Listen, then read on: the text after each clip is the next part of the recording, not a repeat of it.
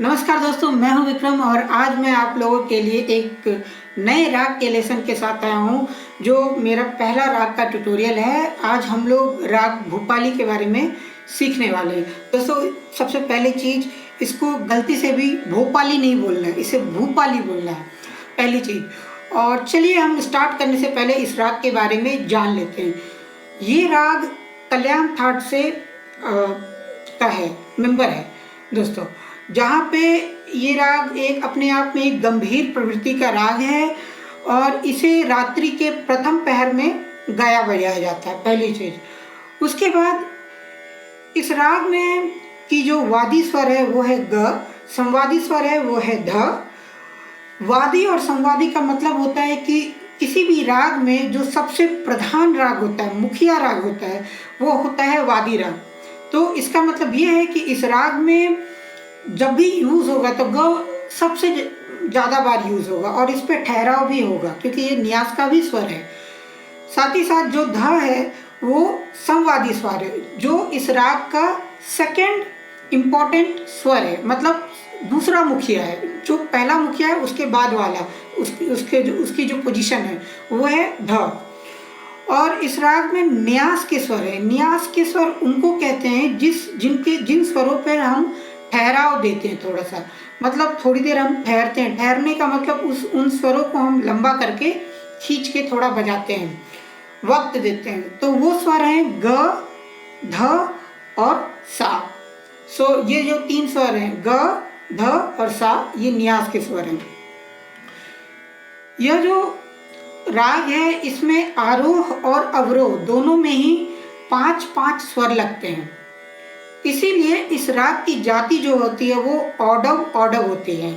अगर आप लोग नहीं जानते हैं कि जातियाँ कितने प्रकार की होती हैं, तो किसी भी राग में कम से कम 5 स्वर होने चाहिए और ज़्यादा से ज़्यादा 7 स्वर होने चाहिए।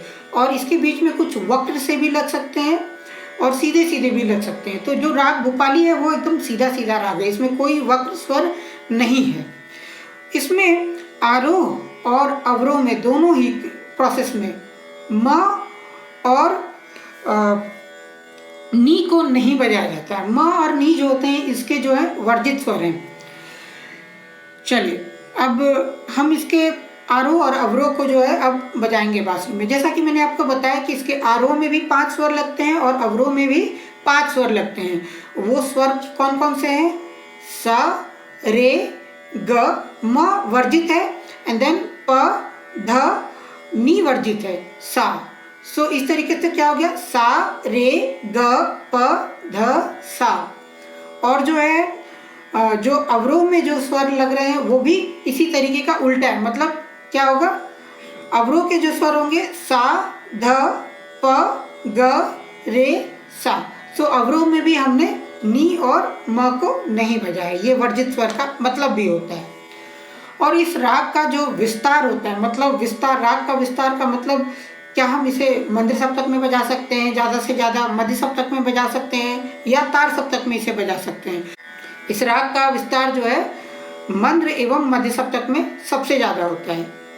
चलिए दोस्तों, अब हम बिना देर किए इसे हम लोग गाते हैं, बजाते हैं। जो पहला है आपको स्क्रीन पे जरूर दिख रहा होगा, वो है सा, रे, ग, प, ध, सा। ये जो तरीका है इसको कैसे बजाने का है, पहले मैं इसको गा के बताऊंगा। तो राग भोपाली में कैसे गाते हैं?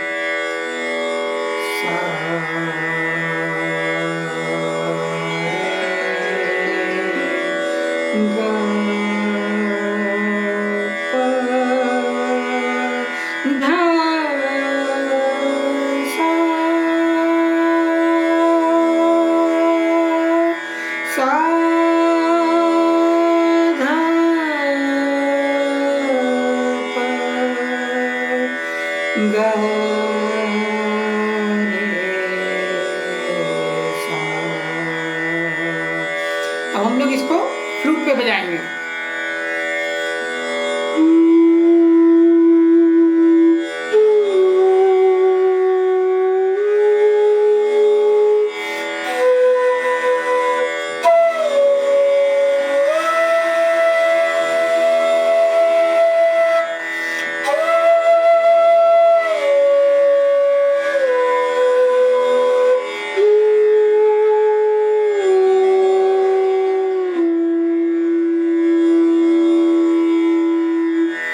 एक बार फिर से।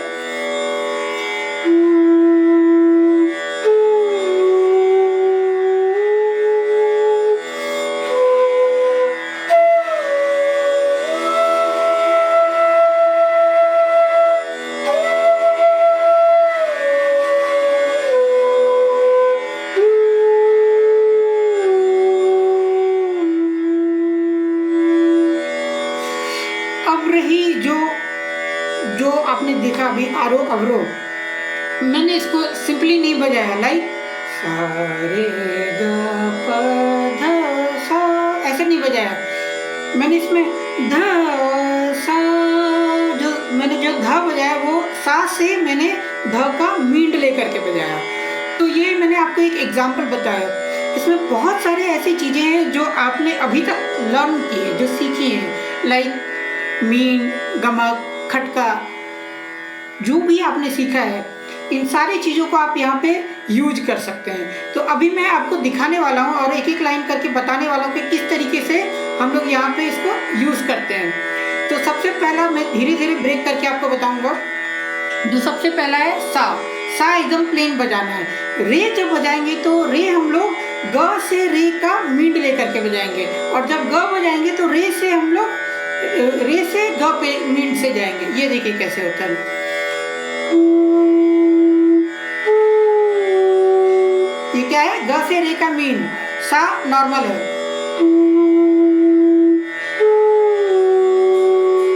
ठीक है। एंड देन ग, अब हम लोग ऑलरेडी रे पे हैं तो इसी रे से ग पे मींड लेकर के जाएंगे।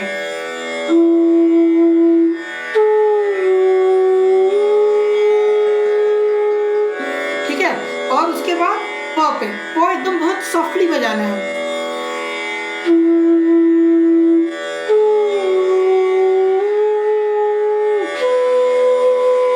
प तक आ गए। अब उसके बाद ध बजेगा, लेकिन हम लोग ध को कैसे बजा सकते हैं? नॉर्मल भी बजा सकते हैं, लाइक दिस।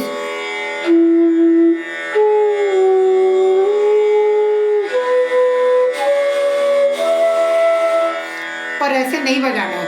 ये जो ध बजेगा वो सा से ध पे आएगा, सा ध सा, ऐसे है, ठीक है। तो ये देखिए,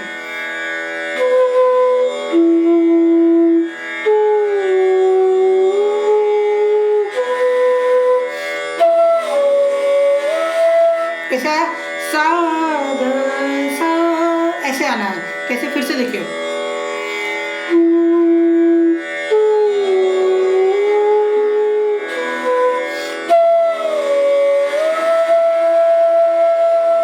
अब अवरोह में फिर से जब हम सा बजाएंगे तो ध से सा बजाएंगे मींड लेकर के।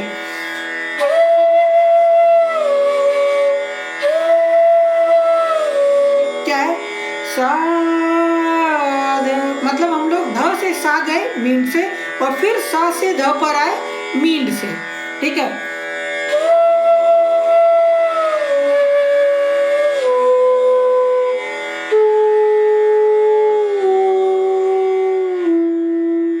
तो मैंने बहुत तरीके से इसको मींड में बजाया, जैसे ध से सा पे गए तो मींड से गए, सा से ध पे आए तो मींड से आए, फिर प पे आए, फिर ग पे जब आ रहे हैं तो आप रे से भी मींड ले सकते हैं या प्लेन बजा सकते हैं, ठीक है, इस तरीके से। लेकिन जब हम आरोह अवरोह बजाते हैं तो जो टेम्पो होना चाहिए वो स्लो होना चाहिए। ऐसा नहीं है कि हम जो है आरोह अवरोह बजा रहे हैं काफ़ी स्पीड में बजा रहे हैं, लाइक दिस।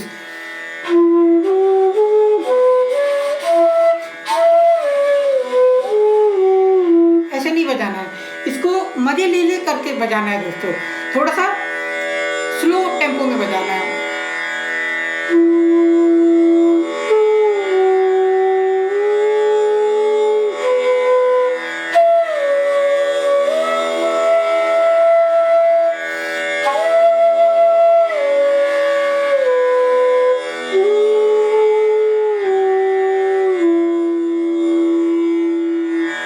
आई होप कि आपको समझ में आया होगा कि आरोह अवरोह किस तरीके से बजाते हैं। इसके बाद दोस्तों हम आते हैं इस राग के पकड़ के बारे में। राग के पकड़ को हम लोग क्या कहते हैं? बेसिकली राग के पकड़ का मतलब होता है कि फॉर एग्जांपल कि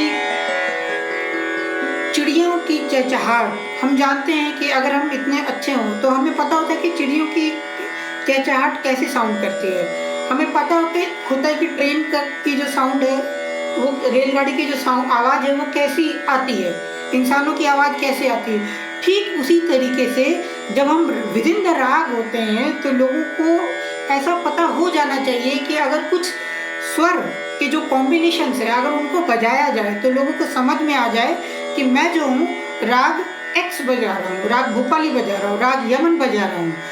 तो राग के पकड़ का मतलब वो जो सिग्नेचर स्वर्स हैं के कॉम्बिनेशन है, स्वरों के कॉम्बिनेशन जिससे किसी राग की पहचान कर ली जाती है, उसे हम पकड़ कहते हैं। तो अब हम राग भूपाली के पकड़ के बारे में देखेंगे।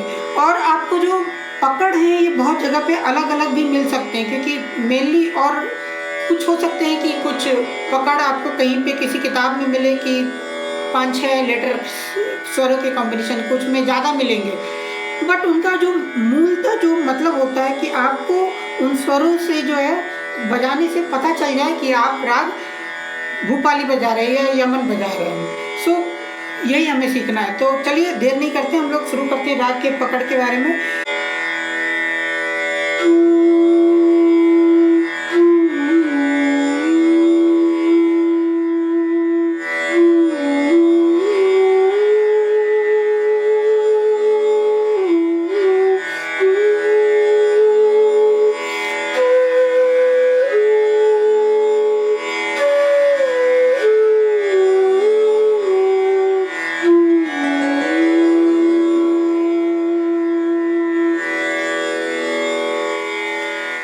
जो दोस्तों जो मेन चीज़ ध्यान रखने वाली बात है, इस राग में ध सा या सा ध ये जो दो स्वर के कॉम्बिनेशन है जिसमें बहुत ज़्यादा आंदोलन किया जाता है। और मूलतः ये जो स्वर है ये मींड से बजाए जाते हैं। लाइक ध से सा पे जा रहे हैं या सा से ध पे आ रहे हैं तो आपको इसको मींड में बजाना है।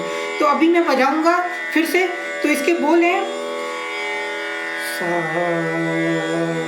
ध ध सा ध सा रे ग सा रे ग प ग ध प ग रे ध सा। चलिए अब हम इसको बजाते हैं फ्लूट पे।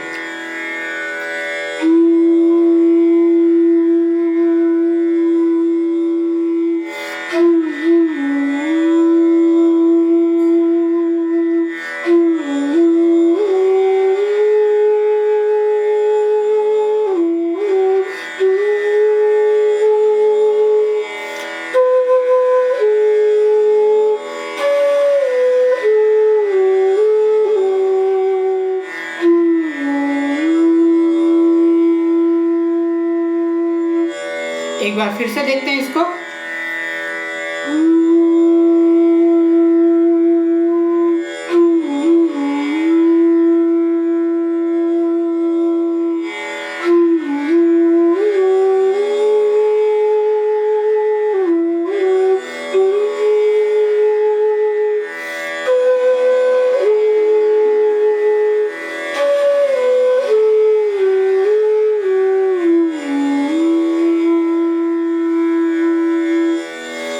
आपने देखा कि मैंने कुछ जगहों पे गमक का भी उपयोग किया, कुछ जगहों पे मैंने मींड का तो मैंने भरपूर उपयोग किया। तो आप भी कर्ण, मींड, गमक इन सारी चीज़ों का उपयोग करके आप बजा सकते हैं। फॉर एग्जाम्पल मैंने अभी कैसे बजाया सा ध ध सा, तो ये जो ध ध है आप उसको गमक स्टाइल में भी बजा सकते हैं, मींड स्टाइल में भी बजा सकते हैं। उसके बाद ध सा रे आप इसको गमक के स्टाइल में भी बजा सकते हैं। सो मैं एक एक करके बताता हूँ। पहला क्या है सा ध ध सा। सो ये से मैं क्या किया ध से सा बजाया मैंने। अब और आप भी कोशिश कीजिए कि जब आप राग भूपाली बजा रहे हैं तो मोस्टली आप कोशिश कीजिए कि जो सा बजाएं आप ध से ही बजाएं, ठीक है। और उसके बाद ध ध सा। ये जो सिग्नेचर स्टेप है ये कैसे है?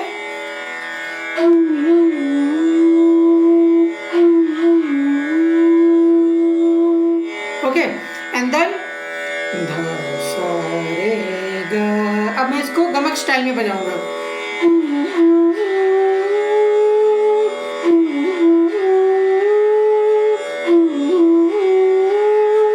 सो द सा रे ग। ओके एंड देन प ग। ये सॉफ्टली जाना चाहिए क्योंकि आप प और ग के बीच में कट है, लेकिन आपको वो दिखाना नहीं है, तो आप कैसे करोगे उसको स्मूथली ट्रांजिशन के लिए एज ए मींड बजाओगे। ठीक है,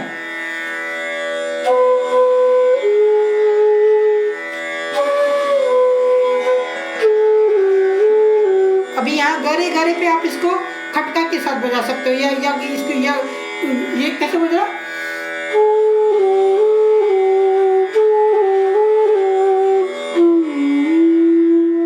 जब मैं खटका का लेसन बता रहा था दोस्तों, तो मैंने बताया था कि आपको घोड़े की चाल की तरह बजाने वाला खटका चाहिए, तो वो उसी तरीके से यहाँ पे ग से रे बज रहा है, बाउंसिंग नोट की तरह।